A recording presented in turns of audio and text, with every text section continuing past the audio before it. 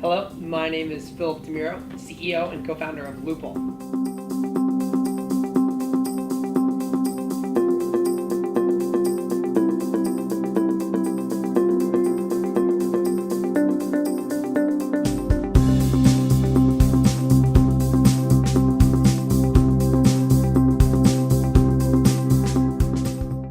I think it's a great question. Teaching, whether you can teach entrepreneurship or you're born with it. I think it's a mix of both at different times. I think you can teach it by inspiring it.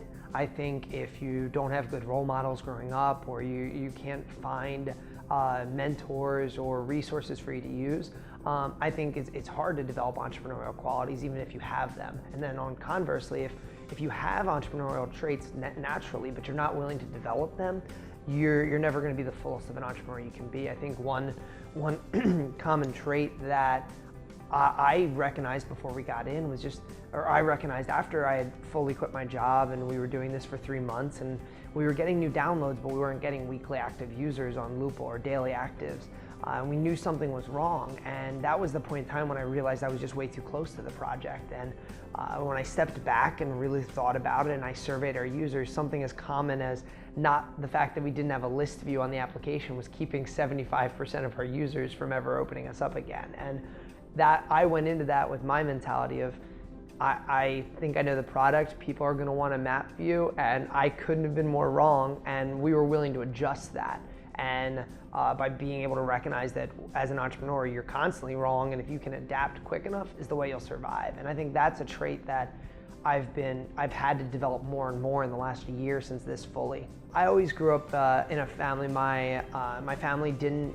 My grandfather was a lead entrepreneur in the family, but no one from the generation directly above me was. My parents were both teachers. They were excellent role models for me and taught me the value of just education, and that's not in the normal set of going to school every day and going to college. That was much more on being willing to learn in every aspect from everyone out there. So I credit a lot of my openness to learn through my parents. I also had friends growing up that I was always the kid that I felt like was trying to tag along with other kids that was there that were older than me, or my brother, for example.